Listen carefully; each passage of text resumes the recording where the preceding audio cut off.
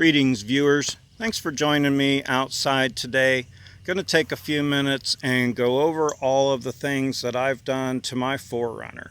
Now I'm getting ready to go on a trip out west and do some fun stuff off-road. I know I don't need all these modifications for this particular journey, but I have been taking this off-road a little bit more, and I thought I'd rather beef it up now before I break something later. So here's some of the things that I've done and what I think about them. I put LEDs in my side lights. The little ones are fine. I put those LED headlights in. I did a video about it when I put them in. They are amazingly bright. They're super crisp white light. I don't think they project as far as the duller yellow, but they are way better in my opinion still. So cheap alternative, but way better still. Now I did this custom bumper. It's mostly, all of the winch mount stuff is 1/4 inch or bigger. I did use some round DOM or HRU tube there in the bottom just for something different. I like to make my own. I like them to be different. I used HRU square 1.5 inch. I should have used 1 3/4, but I only used 1.5. I don't know what I was thinking there. I did put some sheeting on the sides, which is only, it is also an 1/8, I'm sorry, which is also only 1/8 inch thick. I like it. I'm not sure that I won't change it. I really like the profile. I like the way it's tucked up tight in there. I don't know, I think it still needs something. I'm not sure. As far as my Harbor Freight winch, I love my Harbor Freight winch. I bought the regular ZXR12 and then my own synthetic line and fair lead, and it was still cheaper than buying their heavier duty one.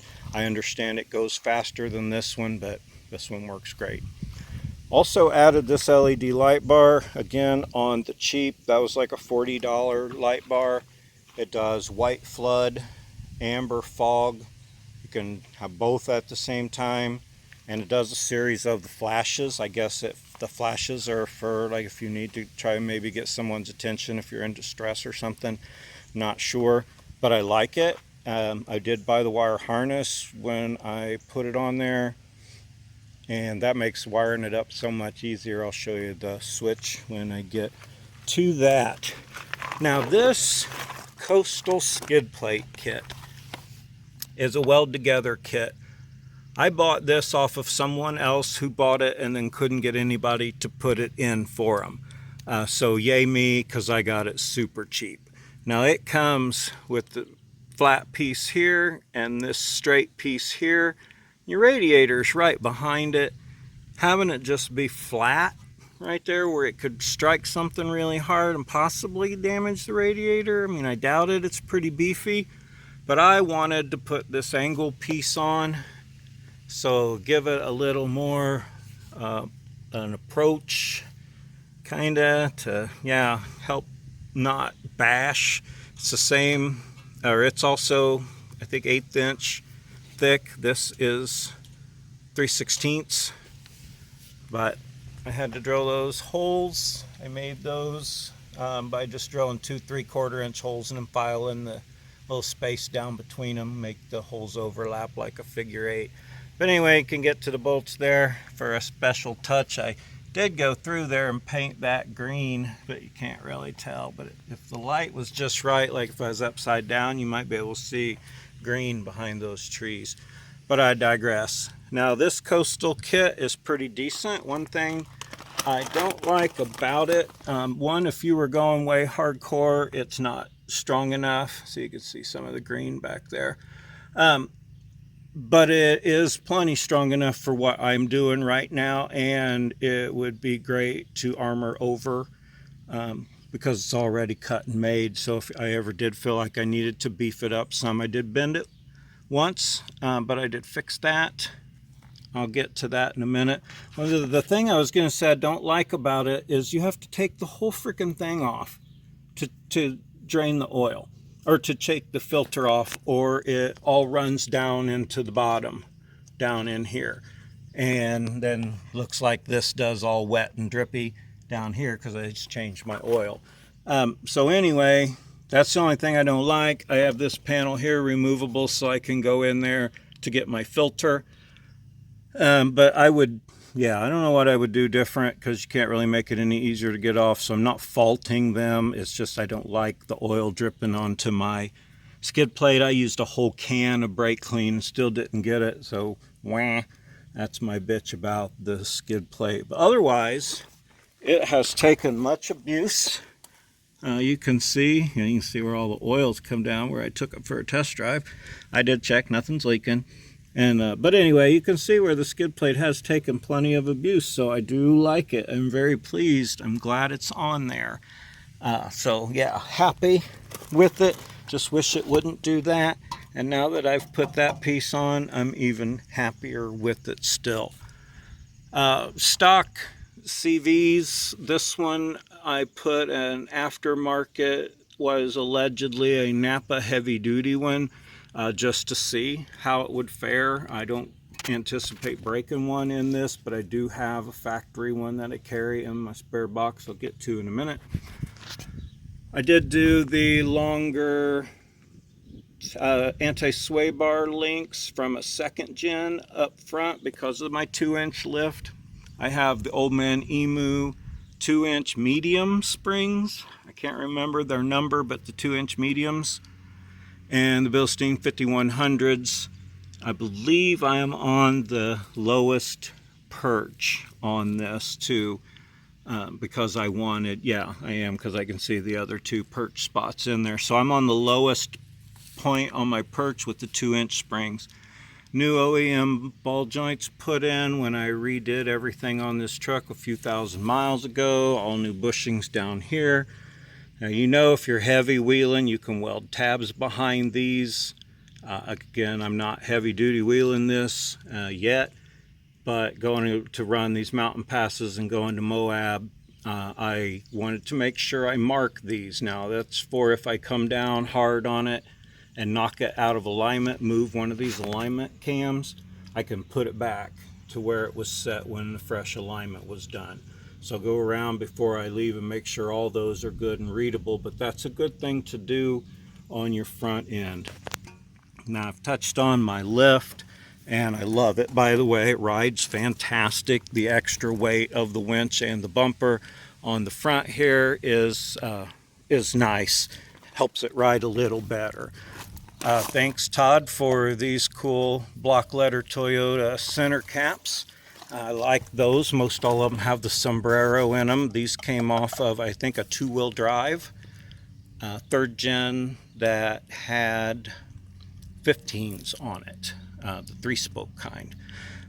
Power stop brakes, you can't really see the drilled and slotted rotors on the back. I went with the heavy duty, not the extreme. They make a base, a better, a tow haul, and then an extreme. I did the tow haul ones on here because I know I'm adding extra weight to the vehicle with my skids, with my sliders, with my bumpers, and my winch. They are fantastic. I know a lot of people do the Tundra upgrade and do discs in the rear. I did the power stop rears, which they only offer one grade. But with the power stop fronts, I'm telling you, this thing stops so amazing. It's amazing. Same tubing here I've used for my sliders. You can see where I run them up. It didn't need necessarily 4 kickers in, but I wanted them to be good and secure and spread the weight. They are welded on. Also welded on my EIM Keith rear lower control arm supports and braces, and they give this real nice angled skid. I have not had an opportunity to use those on a rock yet, but I sure hope to. They're real heavy duty, they're nice and thick, they're super nice quality build, easy to weld on, and I did actually tear one of these off in my black one and just ripped it right out. It stayed attached, but it totally ripped it out of its place. So this is some of the forethought. I want to add the beef here before I tear these up. So super happy to have them on there. Haven't had a chance to use them, but I know I'm going to be super pleased with them. as I understand, everything he makes is really nice quality. So I'm moving on to the back. You know, my wheels need to be refinished, but I beat them on rocks. The power stop drums, I like that they're pretty and they look nice in there. I did use the front 3rd gen sway bar links in the back to help compensate for the rear lift. I have the 5100 Bilstein shocks that go with the fronts. You can't see them, they're kind of tarnished looking back there. And also the Old Man Emu 2-inch medium ride springs. So the Old Man Emu springs and the 5100 shocks, great combination. Now, I did put my Sonoran off-road lower control arms on. Hey, you can see it there. They are heavy duty, they are DOM. They are super nice. I had them on my black truck. I went ahead and put them on this one. They have really nice polyurethane bushings. Let's see, with the 2-inch lift come the extended bump stops, which are a necessary thing in my opinion. I do love my skids. Everything under my truck is completely covered to the gas tank, and then the gas tank is covered. So the only thing exposed under here really is the muffler, which you can see has taken some abuse. And I forgot I got that skid thing on my e-locker. That was a purchased item because I couldn't make something like that for 50 bucks. That's all that costs. So I'm happy to have that on there. I'm happy to have my DOM links and all my skid protection. I got my rear diff armor rock guard around the ring gear here. So, I mean, I'm armored backing up here, going forward, complete underneath, gas tank, my control arms are beefed, sliders, yeah. I'm super nice, and I have a nice Arizona frame to start with, which I know it's got some mud and crap and stuff under it, but I'm trying really my best to take good care of it. I did rebuild my emergency brake there. There was video on that when I did the rear power stop brakes. Now I do have an adjustable panhard bar. I know there's the panhard correction kit, which everyone says is better than an adjustable one. Now I have this adjustable one just because I had it from my other truck that had like a 4-inch lift in the back. I use this to keep the drive shaft yoke from getting into the skid plate, because it will get into the side of the gas tank skid plate, your yoke would, and this would move it so it didn't. That's not really the best way. The correction kit is the best way. Now, since I had this real nice DOM bar with all the nice bushings and stuff in it, I set it to stock length and put it in here because I don't have any issues with interference running this lift. And yeah, so anyway, yes, that is adjustable, but it is set to stock. It's just got the better bushings. Now I do have stock Toyota uppers with the brand new bushings, and I have no issue with them.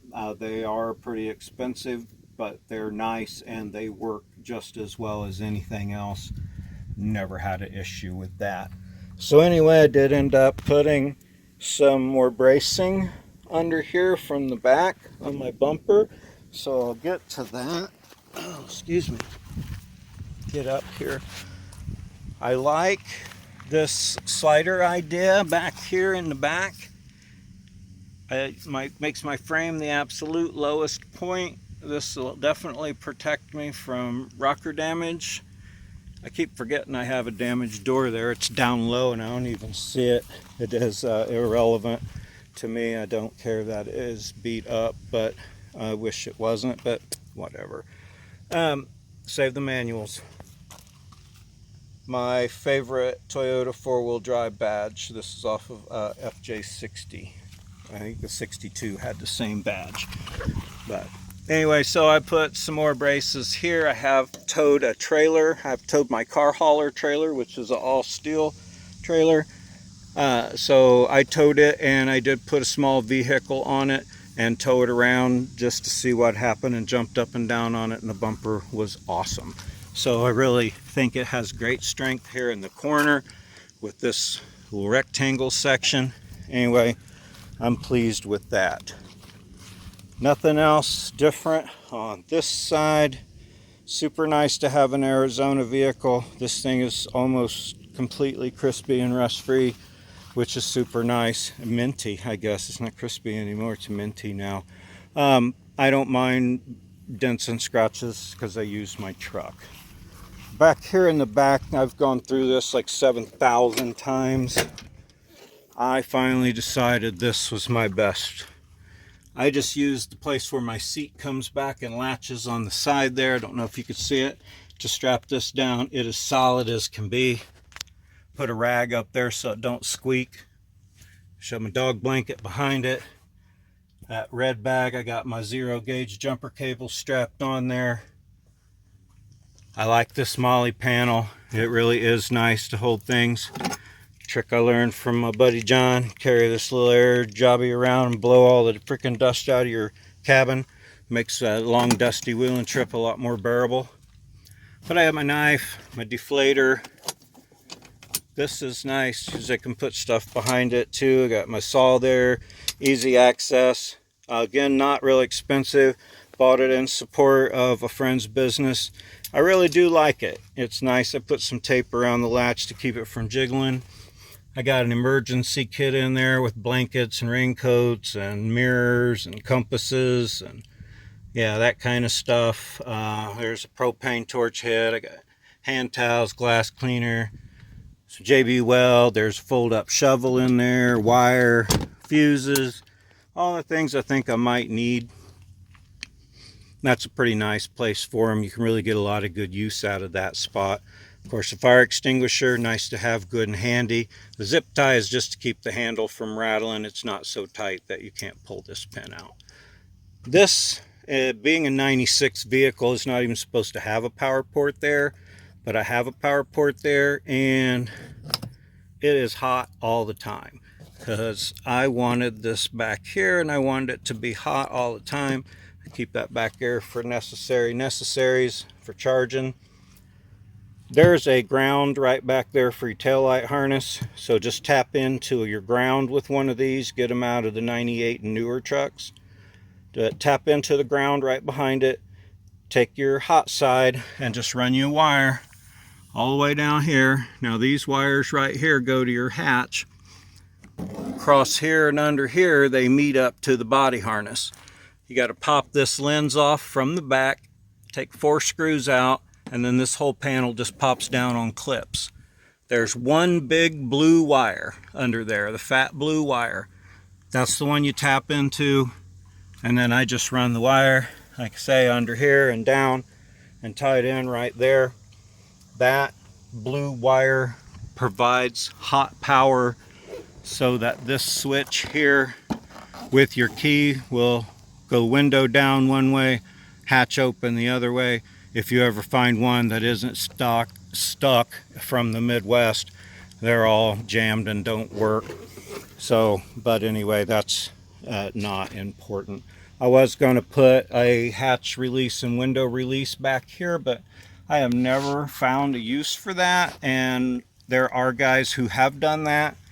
I may do it one day. I had the idea to tie in here. I actually seen a guy tie in here. He basically took his key switch and brought it inside, blocked that off, and just used his key in here to make his window go or his hatch go. So all you basically have to do is either remove that switch to the inside, you got to run wires around so your window can still go down, or get you another one like it and just put it in right here. So I may do that one day, but I really don't think I need it. That, however, I feel will be nice to be hot all the time. Over here, I just ran some bolts and nuts and washers through the plastic panel, same way I did over here to attach my fire extinguisher bracket. Then use some ratchet strap pieces that holds my CO2 bottle. If you want to get CO2 on the cheap, you can buy, of course, one of those fancy air systems online for hundreds of dollars, or you can buy this regulator from Amazon for $75, and then go to your store that supplies CO2 and either rent or buy tanks, and then you just exchange your tank. All in all, with this whole thing, I have about $120 in my regulator and my tanks original. Now, I don't own the tanks. The place I get them from does, and they cost about 20 bucks to refill the 5 gallons and about 35 to refill the 10. I used to have a 10, then the place changed and didn't have 10s, and I had to go to 5s. I should go back to a 10, but whatever. That was information you didn't need. New place for my hatchet over there with nice Velcro strap around it. This is my box of extra goodies I'm taking. Got brake fluid, basically every fluid my vehicle has, engine oil, gear lube, automatic transmission fluid for power steering, brake fluid again I brought along just because you don't ever want to lose your clutch 1,000 miles from home.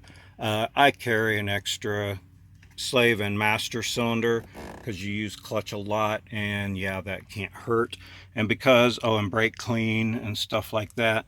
But because I'm going on these mountain passes, one of which I'll be going on by myself, I am taking some fuel cans. I will run a strap from down here up through the handles of the cans and back down.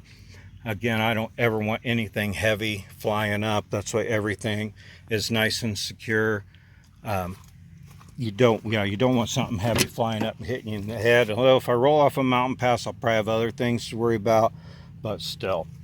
That is brake pedal or clutch pedal lock, a little anti-theft device to go along with my alarm and immobilizer system. Got my recovery bag down here with straps and such, and it is strapped down. I keep my high lift here. I use a high lift mount screwed into where the seat bolts go for the bottom parts, and bolt my high lift down so it's solid. And then I just run a strap through the handles to all of my to my recovery bag. Sweat towels. I got blanket and pillows in there. I got a spare U-joint, spare yoke, spare CV axle. That's kind of stuff I carry for a more harder wheeling trip than this, but I got the room. I'm gonna take it. And they say luck favors the prepared, or chance favors the prepared, something like that. I'm not sure. I don't remember, but I digress. To that point, tool bag over here tucked in the corner. Soft bag I ain't worried about. Got my radios, my winch controller, my machete. That'll be a pistol pocket too. I got a map pocket over there. Got my air tire gauge. Not much different here. I do have a splitter for my single outlet that splits it to two. One does my GPS, the other one will charge two things. Of course, e-brake working is super nice. It is super nice to have your e-brake working. I can tell you that. Somebody asked me once why I wrap this wire around this antenna. That is to break the wind so it doesn't howl, doesn't vibrate and then make noise. If I have my sunroof open, this front part of my luggage rack here also makes a wind noise. That's why I wrapped a bungee cord around it, and anything that cuts the wind and can vibrate and can howl and make a noise, wrap something around it to break up the wind, and that'll make it stop. So anyway, aside from a 4-ball gear shifter knob and my added light switch, which this was a Toyota dealer installed fog light switch, and that runs my light bar. Rear diff lock truck, love that. 5-speed, love that. I just love this truck. If I could only keep one in my fleet, it would be this one for sure. Not a lot of interior mods because it just isn't necessary. Cranking AC is going to make this nice. Patrick guiding the way per usual. This is going to be so awesome. There will be video of the trip. I have nothing under the hood to show. Maintenance done. New parts where worn parts were. Everything on this truck has been rebuilt, gone through and redone. Just about every system on it, because I like to do that because this is my favoriteest truck. And anyway, so yeah, this whole truck is like a 10,000 mile truck basically. It's got like 8,700 miles on it since I basically redid most all of it. A few things I've upgraded since then, but blah blah blah. There I go, rambling on. Appreciate you tuning in. Like and subscribe if you wanna. Check the links if you wanna. I'm going to post some videos of my journey. So thanks for joining me on all the crap I've done on my 4runner. And yeah, have a great day.